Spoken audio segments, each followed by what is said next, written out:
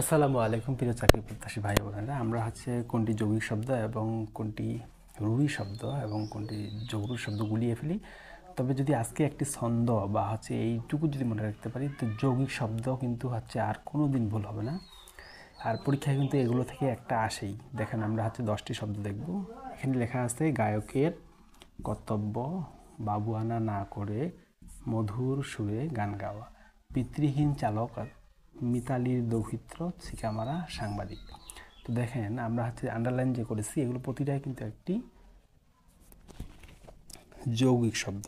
একটা গায়ক, একটা কর্তব্য, একটা বাবুয়ানা, একটা মধুর, একটা পিতৃহীন, একটা চালক, একটা মিতালি, একটা দৌহিত্র, একটা চিকামারা এবং একটা সাংবাদিক। এখানে দেখেন 1 2 3 4 5 6 7 8 9 10টি শব্দ, যৌগিক শব্দ আমরা কিন্তু অনায়াসে মনে রাখতে পারবো এই ছন্দটুকু যদি মনে রাখতে পারি। ধন্যবাদ সকলকে।